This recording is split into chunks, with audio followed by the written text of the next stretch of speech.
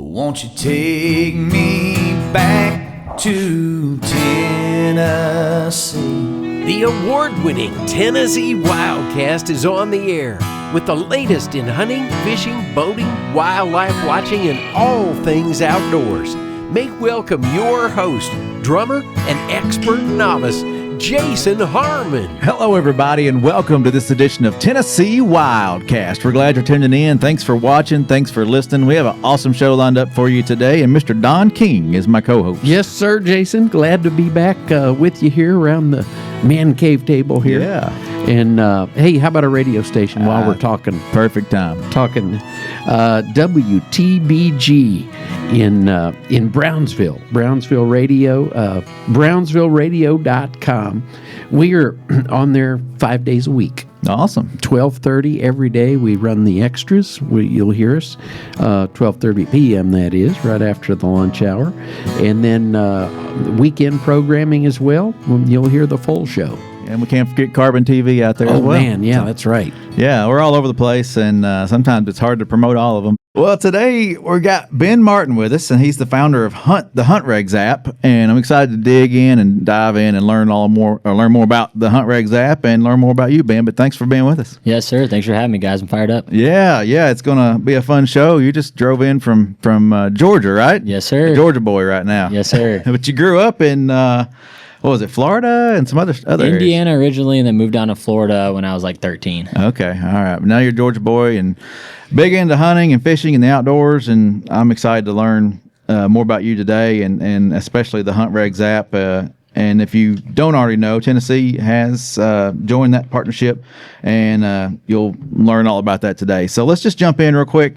For listeners who may not know, share a little bit about yourself and your background and all that fun stuff. Yeah, so grew up in Indiana, got really into bass fishing at a very young age. I'm like first generation hunter, fisherman. I think it was just kind of natural. My parents set me up for success, so to speak. Put me outside, didn't really have video games or anything growing up, and got into fishing right away. Nice. My 10th birthday, they got me a canoe with a trolling motor, and I feel like I probably could have won every bass tournament on that lake from that canoe. So that started it. When we decided to move to Florida, I learned that you could catch sharks off the beach. Thought that was the coolest thing ever, going from little 4-pound largemouth to big sharks off the beach. So got right into that right away. And then as I grew up, started working on boats in Florida. I was a mate on a tarpon fishing boat, did the marlin thing for a little while. So a lot of experience kind of in the offshore game. And I did a little hog hunting and bird hunting then, but I didn't know that public land existed. Being first generation, didn't have any friends that really hunted. I was kind of always the driving force on the fishing side of things typically. So we didn't have access to any private land. Didn't really think that was something that I'd be able to do. Went to college, and my college roommate introduced me to public land. I remember first time getting out of his truck with a shotgun on public in Texas to go chase hogs. I was like, there's no way that this is possibly legal. Like, I'm going to get shot or arrested within the hour.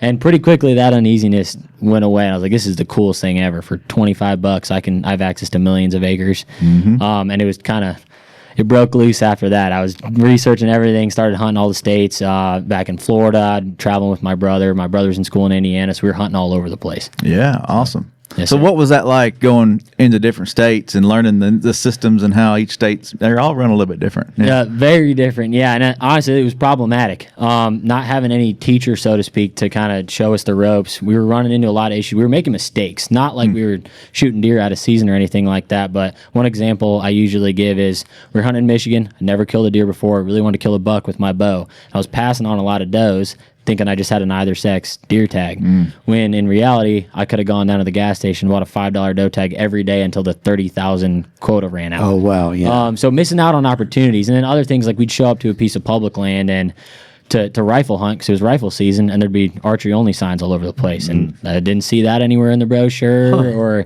looking up on the internet. So that's kind of where this whole regulations portion of the app came from. Is we were hunting a bunch of different states, and as a complete beginner, I am a diehard researcher. I think kind of a knowledge is power deal. The more you know, the more successful you're going to be. And despite researching a lot, we were still making mistakes. So I figured there had to be a better way to display this information, especially because the average guy, or maybe the guy who's working with kids doesn't have time to spend the amount of kind of energy that I am on the research side of things. So I figured there had to be a better way to at least give kind of the day-to-day regulations that you need to make sure you're staying legal. Wow, that's some good information there. So just for state agencies that are putting their digest together or their hunting regs together, what was one tip you'd give them when they're laying out their guide?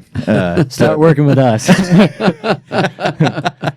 But what did you see though in those brochures and guides and pamphlets that was made confusing? Yeah, It just kind of just didn't sit right. Well, I'd say it definitely depends on the state. States where they have all their public land specific stuff in the brochure, like Tennessee does a better job than most, where they have every single, definitely much better than where they have every single piece of public in there with specific regulations.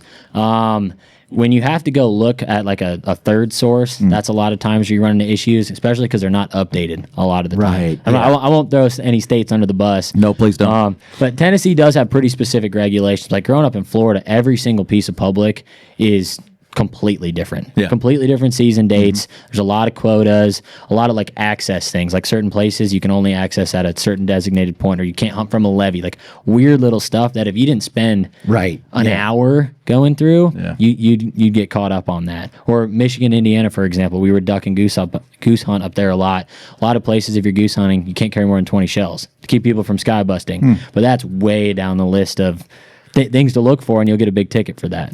So a lot of times it's with the public land specific stuff. Always important to read that guide. And stay up to date on it for sure. So Hunt Regs app, what was the aha moment that led you to create this? I mean, like we already went over it a little bit, but hunt state to state, finding that despite doing a lot of research, that there were still things that we were missing. Or I would show up and talk with the game warden and be like, "Oh, are you aware of this?" Like, no, and I did the research. So there just had to be a better way to display this the stuff that's really going to get you on a day-to-day basis. We're staying away from the bow has to be a draw weight of 40 or more, the muzzleloader has to be 30 caliber or larger, to not bog people down. It's like we're focusing on the boundary lines for the public land and the private land zones, the season types, so it's archery, muzzleloader, firearms, the season dates associated with those, and then if there's restrictions like weapons restrictions or antler restrictions, or we have all the bag limits. I'll go through every single public land piece and private land zone and put notes in there too if there's a weird thing like the shells or not from a levee. And then I'll also have a link directly to that state area specific piece if they have it. Okay, so that's all in the app. That's all within the app. It also works on our website too. We have all the regulations searching on the website too. Okay. Yeah. Well, you and your brother joined forces on this adventure. Talk a little bit about that. What were maybe some of the frustrations that y'all hit and pulling this tech solution together? I mean, the technology portion was horrible when we first started out. I would say build a website, don't build an app, because it's 100 times more complicated and it's way more expensive. And you definitely run into, it's like if you're building a house, you can see when things are coming together. You can see when the drywall is put up, when the studs are there, when they're painting, they're doing the foundation. With an app, it's kind of all out there in the ether. So you got to trust what the developers are telling you. So learning how to manage developers and build a team, that was frustrating. But I was lucky enough to meet the right people to kind of teach me how to do that. And now I've got guys that have been working with me for years. They're invested in the product. Some of them are hunters as well. So yeah, that's always good. Yeah, it definitely helps. Have somebody that understands the lingo, understands what you're talking about in general. Just 100%. It's a different world if you don't hunt or fish. Exactly. Yeah. Exactly. So you may have already said this, but like 4 years, right? You've been doing this for 4 years now. This is year 4. Yeah. So app's running pretty good right now. You're seeing a lot of success, a lot of states jumping on board and things like that. Yep, everything's running great. The app is working really well, which is great. And we're kind of past that whole bug stage. Probably like a year and a half. Honestly, once we started getting all the state agency stuff, it's tough to plan for growth when you start getting thousands and thousands of people using something all the time. Yeah. So our app is running super smoothly. We got our first state agency contract in October of last year, and that was Georgia. We then shortly got Maine thereafter. Now we have 7 under contract, and I think we're going to have 12 or 13 here by the summer. So growing fast. And I'm sure if you talk with any of the Tennessee guys, I'm really focused on the customer service aspect. I really want to create the best possible product for the state and then as well for the users themselves, for the hunters. So that's my focus, and I think that's really why we're growing so fast.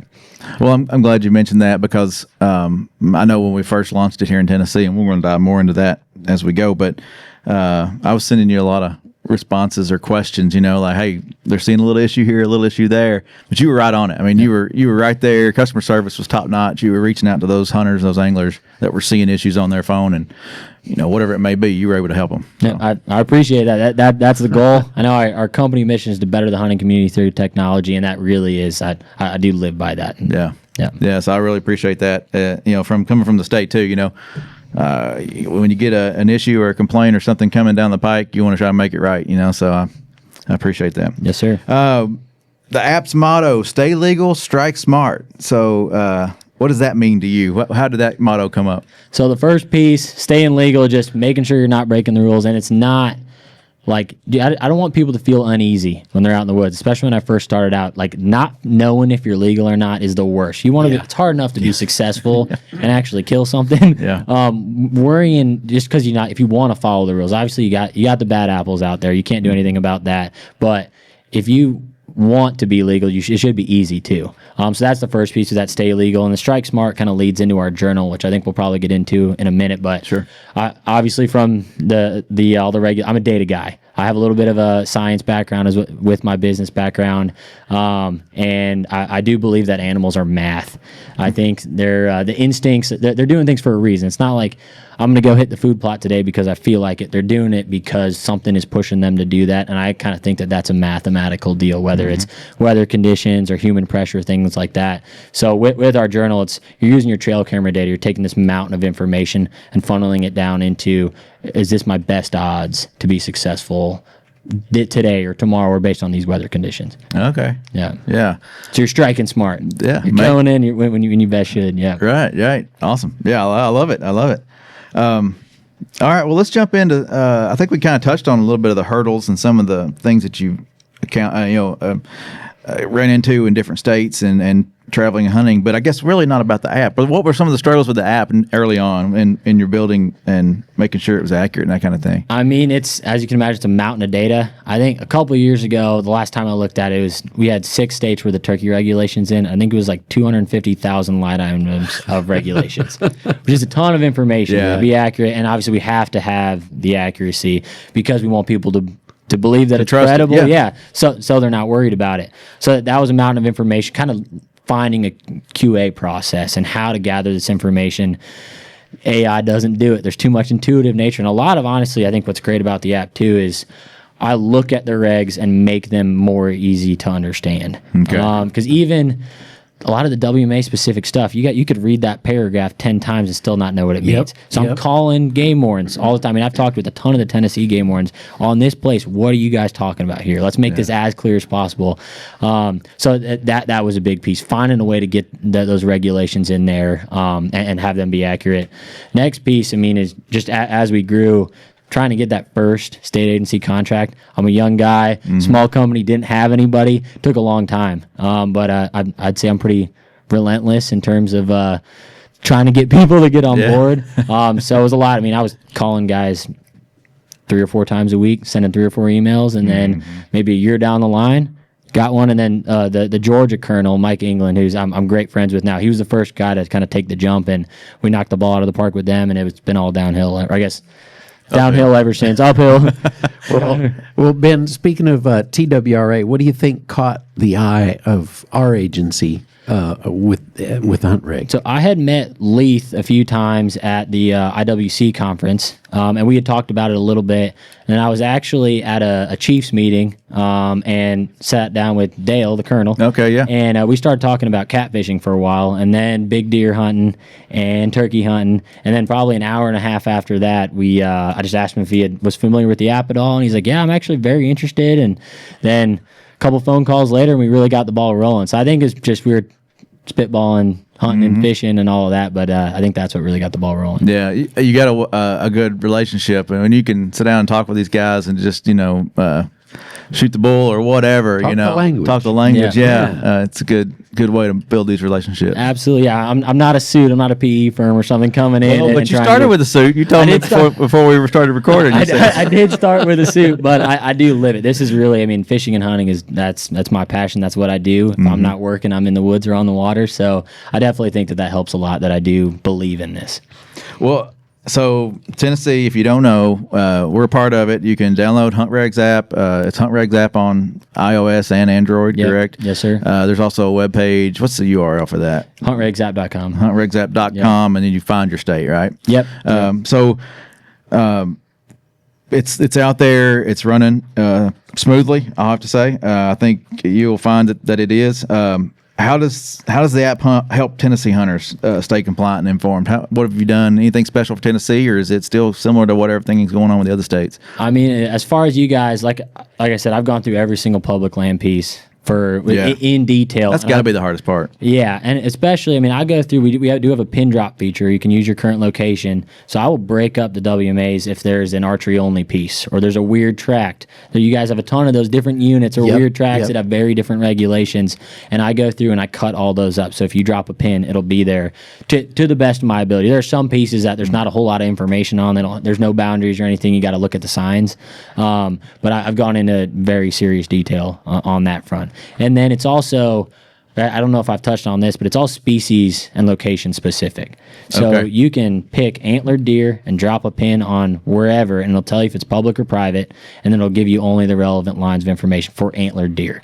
So rather than going through that huge book, it's just those few things you need. Honestly, in Georgia, especially late season, I'll be bow hunting a place in the morning. It's quality buck only. Got to have 4 points on a side, and then I'll drive 2 miles down the road that afternoon, and it's rifle and brown is down. So it's very helpful. I check it every day, pretty much. Even though I'm so ingrained in the regulations, it takes 2 seconds before you get out of the truck. Hey, I'm doing the right thing, or I got the right weapon with me. Yeah. I know what I can shoot. So you're not questioning it. And that, you know what I mean? You have those chance encounters. Same thing if you, like Bobcat or something steps out. It's like, quick, I'm legal. You're good. You're not trying to go through the brochure and figure that out. Right. So. No, it's easy to mess up, and it's not on purpose. You know, it's I can even attest to it. I mean, me and a buddy went hunting on a WMA one time, and we got there and then realized, shoot, it's juvenile weekend, it's youth weekend. I can't even be out here hunting. Yeah. So it's like it's easy to forget, or so check that app. Just jump in there, drop your pin like you're talking about, and you'll know. Yeah. There's no question. We've talked a lot about regulations, but another side of this is poaching. There's a side of the app where you can anonymously report poaching. Tell us about how that works. And I know Tennessee's seen some good results from that. Yeah. I know our officers have been tipped on some things, and it's anonymous. We just did a show with some folks, some officers, not long ago, and talked about how they brought this guy down, and he'd been poaching for years. So talk to us about how that part works. Yeah, so a couple different pieces. When it comes to technology and apps, you really want to treat the user like they're a 5-year-old, so to speak, which is not like to talk down on anybody, but Make it easy to understand. People get frustrated when they're looking at a screen very quickly. So we designed it to be super user friendly, so nothing's going to bog people down. We really want everyone that starts a poaching report to finish the poaching report. And I think I've found, I've reported poachers before. When you're sitting on the phone for 30 minutes, halfway through, you're like, do I even want to do this anymore? I gotta eat dinner, you know what I mean? Yeah. So we made it very streamlined, and then working with IWC, that's kind of where this started. We Explain that so people know who that is. International Wildlife Crime Stoppers. That's with Wayne. He came to me and said, "There's not really a wildlife crime specific poaching reporting option out there. Can you help us build our own app?" And I explained kind of the timeline and how much that costs. And they're like, "Hey, maybe we're not going to do that." But I said, based on how my journaling works and the regulations, I'll just do it for you for free. So we got a committee of all the game wardens from around the country and said, in your wildest dreams, what would this look like? And I built it.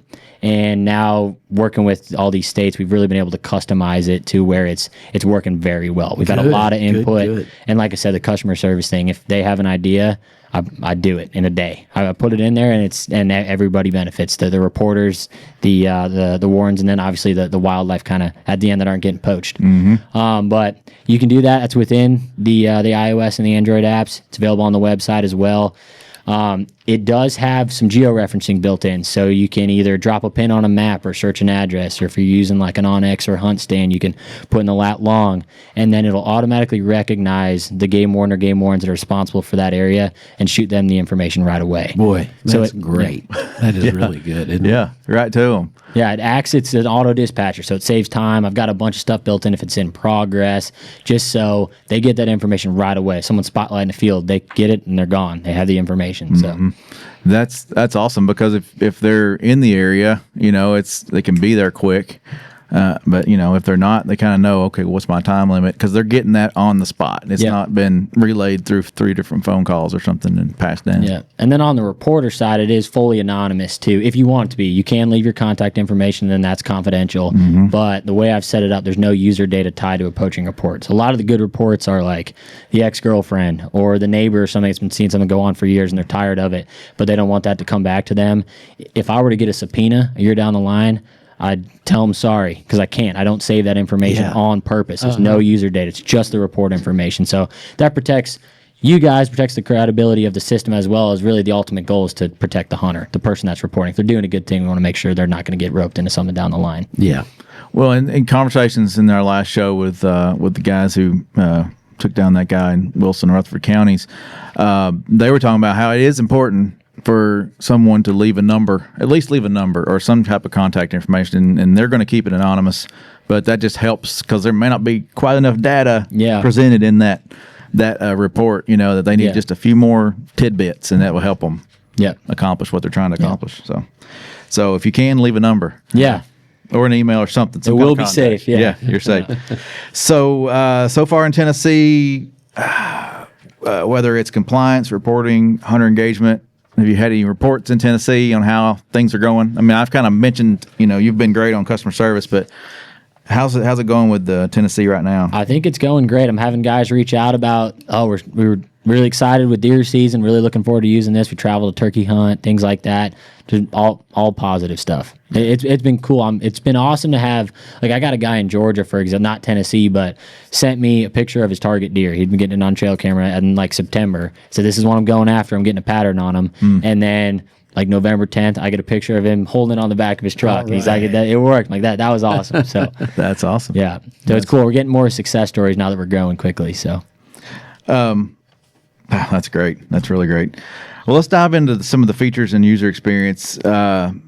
Who is the ideal user for this app? New hunters, seasoned pros, wildlife managers? Who do you think needs to download this it's app? Everybody. It's so customizable. I mean, I'd say I'm a diehard and very experienced, and I'm checking the regs every time I go, just in case. It takes 2 seconds. Why not? And then the newbie guy that's never done it before, they know especially for him. Yeah. And then you also have, it's so big to travel to hunt now. I travel all over hunting public land, and the rules are so different. So I'm getting a lot of guys reaching out about that, saying, hey, I'm going to go to a new state. I'm going to go try a new section of Tennessee or Georgia this year. And I'll know, because a lot of times you have a plan, and that plan goes out the window when the turkeys aren't gobbling on day 2, and you got to go somewhere else. And then you can quickly do a check, or when you're deer hunting, you know how it goes. You have a plan for 6 months and it completely changes 2 days in. So a lot of that. And the same with the journaling as well. You can be, like, I run like over 50 cameras on public because I'm a data guy. But you also have the guy that has one cellular camera on his food plot. You're still getting data. So you don't want to waste that information. Anytime a deer shows up, they did it for a reason. You start compiling all that information, and you will have a pattern. Every now and again, you get the roamer deer that's chasing a doe from 5 miles away, but there's almost always a pattern, especially when you get enough data in there. So you can be a data nut or the guy that's running one camera. You're going to get benefit out of it. Yeah, I hear that for sure. What's the role of the graphs and the data visualization play in all this? So a lot of guys, especially a lot of the old timers, the successful old timers you talk to, they keep a paper journal. And they'll go back from 3 years ago, I saw a buck on this day. But you can't really do much with that information. You can see that point in that time, but you can't look at all the data together at one point. So you start building up a bunch of data because it's in a standardized format. So we do, from the date, time, location, what you saw or got on trail camera, we save all the historical weather conditions for that time at that location. Because it's in a standardized format, you can filter it by a ton of different variables, whether it's weather conditions like a wind direction or a moon phase or precip or barometric pressure, date ranges, which I use a lot, specific target bucks or specific locations or multiple mature bucks. And when you start messing around with that, you're going to find a pattern. And then I have a bunch of graphs on there that you can display those patterns on it. It makes them really obvious. So a lot of times, once you get it on there, you're like, okay, this makes sense. I understand why they're doing it. But until you put it on there, it's hard to visualize. It's great getting pictures of big bucks, but like, what do you do with that information? Yeah. So this just helps you same with the regs, you're taking this mountain of information, funneling it down into what is happening right here. Yeah. No, that makes sense. And I think I run one camera like you're talking about. So, and then it's wanting me to do some of this stuff inside of that camera and that app, Yeah. So I can see how that could be, it told me the other day, like, it's like you got something for your doe report or something like that. It knows what animals are coming through, and it's got smart technology behind it. Well, and I think what really differentiates us between some of the, movement prediction apps is it's not based on a radio collared deer on a 1,000-acre ranch where there's no human pressure. This is specific to your deer or your turkeys or your waterfowl. It's exactly what's going on in your place based on your human pressure and what's going on there. So it's not, everyone knows when you have a cold front coming, the deer are probably going to move pretty good. But you don't know, every animal's got a different personality and different tendencies, and they're using the terrain differently because that's what they're doing right there. So I think that's what differentiates us, is you're using your information that you're plugging in. Yeah. Well, we're going to run out of time here. What's it look like for subscriptions or options available for the app? Is it subscriptions needed, or what do you have inside it that people can maybe add on or whatever? Yeah, so the regulations and poaching reporting piece, that's all free. The journaling, it's $30 a year. I do run a lot of promotions, and I'm starting to work with more and more partners. So if you don't want to pay that, there will be opportunities. Just keep your eyes open. But $30 a year. And that gives you, we have really high quality weather information on there, 14-day weather forecast, and then that gets you access to all that journaling stuff. Okay. But the regulations are totally free, both on the phone and on the website. And it's easy to bring that, start that account. I did it to check it out and play with it a little bit. So it's an easy process. So jump in there and check it out. Yes, sir. HuntRegs.com. HuntRegsApp.com. HuntRegsApp.com. And you can find Tennessee there, and you can find it in iOS or Android. Yeah.